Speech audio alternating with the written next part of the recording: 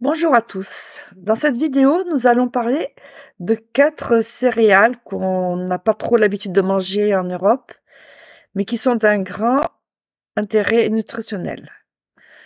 Nous savons que les céréales en diététique chinoise sont très importantes et occupent une place centrale dans la diététique chinoise depuis des milliers d'années. Elles sont considérées comme l'un des piliers de l'alimentation équilibrée et sont appréciées pour leurs propriétés nutritionnelles et leurs bienfaits pour la santé. Selon la diététique chinoise, chaque céréale possède des caractéristiques uniques qui influencent le corps et l'esprit. Le riz. Le riz est la céréale la plus couramment consommée en Chine et joue donc un rôle essentiel dans l'alimentation quotidienne en Chine. D'ailleurs, le sinogramme représentant le qi contient le sinogramme du riz. Et la traduction du sinogramme du qi est vapeur qui s'élève du riz quand on le cuit, produisant un mouvement de l'énergie. Donc, ça nous montre que le riz, c'est vraiment la base de l'énergie qu'il est transformée à partir des aliments pour la médecine chinoise. Donc, nous allons voir maintenant les propriétés du riz. Alors, il y a deux sortes de riz. Il y a le riz dur et le riz glutineux, qui sont de nature différente. Bon, on va commencer par le riz dur. Le riz dur, il est de nature neutre, fraîche et yin, et de saveur douce. Donc, ses propriétés renforcent le yin, rafraîchit rafraîchit la saveur interne. Il est astringent. Il améliore les fonctions de l'estomac et de l'arrêt-pancréas. Il apaise la soif et il est antidiurétique. Il est recommandé pour les maladies fébriles, les indigestions, les gonflements abdominaux, les nausées, les vomissements, l'irritabilité. Alors, d'ailleurs, le riz complet consommé chaque jour aide à faire baisser le cholestérol ainsi que la tension artérielle. Après, nous avons le riz glutineux qui est différent car il est de nature tiède et yang, donc il réchauffe plutôt que rafraîchir, et toujours de saveur douce. Donc, il réchauffe l'énergie nutritionnelle et améliore son alimentation. Il est recommandé pour la transpiration spontanée et profuse, les douleurs de l'estomac, la surcharge pondérale, les diarrhées chroniques ou glaireuses, l'état de surmenage et l'anémie. Le riz fournit une source d'énergie stable et soutient la digestion. Il est également riche en glucides complexes, en fibres, en vitamine B et en minéraux tels que le magnésium et le manganèse.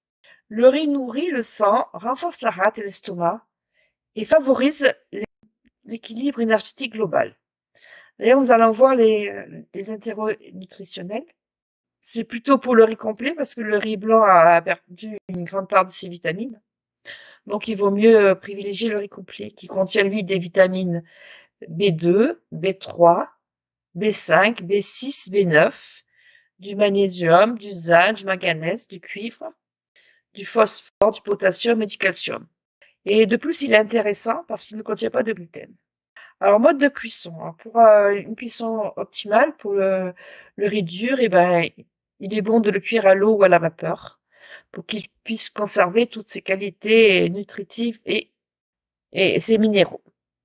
Alors moi, personnellement, le riz dur, je le cuis à la façon malgache, c'est-à-dire que je mets un volume de riz pour un volume et demi d'eau salée, que je fais bouillir dans une casserole à fond, parce que l'avantage est de garder la chaleur au fond.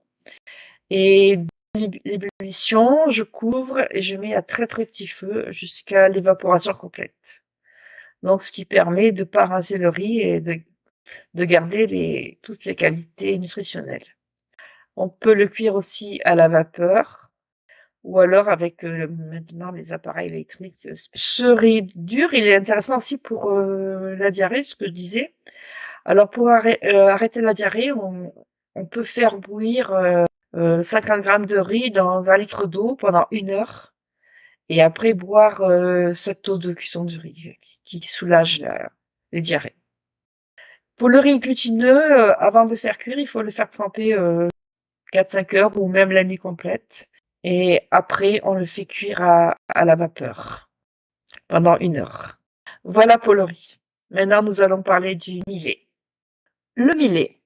Il existe plusieurs variétés de millet, dont le millet d'Italie qui est plutôt et ce qu'on appelle le millet français qui est plutôt blanc. Alors le millet il était tombé en désuétude et il est surtout vendu maintenant dans les magasins diététiques, mais il est très intéressant en remplacement du blé car il ne contient pas de gluten. Et c'est une céréale, en fin de compte, c'est une des céréales les plus intéressantes avec l'orge.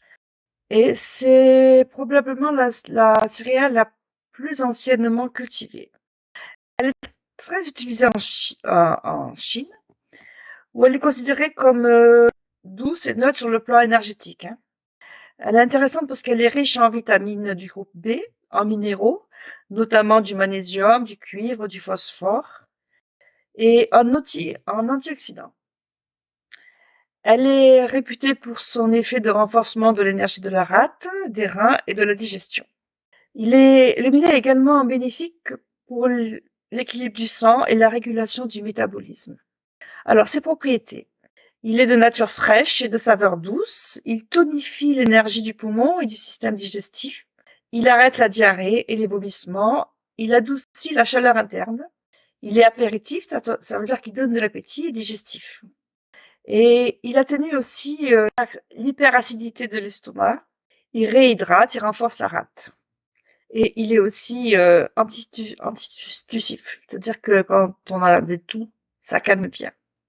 Il est recommandé pour les diarrhées éclaireuses, les nausées du matin, les vomissements, les brûlures d'estomac, les aphtes buccaux, la fatigue intellectuelle. C'est aussi recommandé en cas de grossesse et aussi de chaleur de l'estomac. Pour les intérêts nutritionnels, il est considéré par certains spécialistes diététiques chinoises comme la céréale la plus riche sur le plan nutritionnel, en dehors de l'avoine. Il contient un bon nombre de vitamines et en grande quantité des groupes B comme la B1, la B2, la B3, la B6 et la B9. Et de plus, c'est la seule céréale avec le maïs à contenir de la provitamine A, qui est antioxydant et anti-cancer. Le millet contient aussi beaucoup de nombreux minéraux et oligo-éléments comme le phosphore, le potassium, le magnésium, le calcium, le manganèse, la silice, le fluor, le fer et le zinc. De plus, sa teneur en protéines est assez élevée et il ne contient pas de gluten. Alors, mode de cuisson. Alors, on le trouve surtout dans les magasins diététiques. Et dans les magasins diététiques, on le trouve souvent sous la forme de millet perlé et de millet concassé. Ça sert, en fait, quand ça ressemble un peu à la semoule de couscous. Et aussi en farine de millet. Alors, il se cuit comme le riz, avec une fois et demi son volume d'eau, ou grillé préalablement avec un peu d'huile dans une poêle. Et nous allons finir avec le sarrasin. Alors, le sarrasin était intéressant parce que c'est aussi une céréale sans gluten, qui est souvent utilisée en Chine pour ses propriétés équilibrantes et énergétiques. Il est considéré comme frais et légèrement froid sur le plan énergétique. Il est très riche en protéines de haute qualité, en fibres, en vitamine B, en minéraux, notamment le magnésium, le cuivre et le zinc, et en antioxydants. Il aide à renforcer la rate, à réguler la digestion, à stabiliser l'énergie vitale, le qi, et à favoriser la circulation sanguine. Il est peu consommé en France, mais surtout consommé sous forme de soupe et de porridge en Russie et en Pologne. En France, on le consomme sous forme de farine, qu'on appelle aussi farine de blé noir, bien qu'il ne soit pas une variété de blé. Et en Bretagne, on fait les crêpes bretonnes. Alors, ses propriétés sont nature tiède et yank, c'est-à-dire un peu chaude, saveur douce. Donc, il fortifie l'estomac et le pancréas. Il a la propriété d'assouplir les vaisseaux sanguins. Il renforce le système digestif. Et il renforce le métabolisme des liquides de l'organisme. Alors, il est recommandé, un peu comme les autres céréales que j'ai citées, pour les diarrhées chroniques, les dysenteries, mais aussi les transpirations diffuses, l'hypertension artérielle, les hémorroïdes, les leucorrhées, le surmenage, la convalescence, les troubles hépatiques, les douleurs et les dissensions abdominales. Au niveau des intérêts nutritionnels, Il contient comme la meilleure céréale au niveau de sa composition nutritionnelle. Parce qu'elle contient toutes les vitamines du groupe B déjà citées, ainsi que les oligo-éléments que j'ai déjà cités pour les autres céréales. Mais en plus, elle contient un acide aminé, qui est la lysine, qui est essentiel, qu'il n'y a pas dans les autres céréales. Et en plus, elle ne contient pas de gluten. Alors, mode de cuisson. Bon, le sarrasin est pratiquement toujours grillé avant d'être bouilli. Bon, et on en trouve une préparation déjà grillée qui s'appelle le katcha. La farine de sarrasin est aussi employée pour faire des galettes et des crêpes en Bretagne. Voilà. En conclusion, les céréales occupent une place importante dans la diététique chinoise en raison de leurs propriétés nutritionnelles bien fait pour la santé. De plus, elles fournissent une source d'énergie durable, elles soutiennent la digestion, nourrissent le sang, renforcent les organes vitaux et favorisent l'équilibre énergétique. Intégrer une variété de céréales dans notre alimentation quotidienne peut contribuer à une santé optimale selon les principes de la diététique chinoise. Il est intéressant d'essayer toutes ces céréales pleines de vertus et qui nous permettent en plus de diversifier notre alimentation. Mais attention, avant de changer de régime alimentaire, je vous conseille de demander quand même conseil à votre médecin. Voilà. Merci de m'avoir écouté. Et si vous voulez en savoir plus, je vous invite à aller sur mon blog diététiquechinoise.com. Et si vous avez aimé la vidéo, n'oubliez pas de liker et de partager. Et je vous invite aussi à me laisser un petit commentaire. Merci à tous.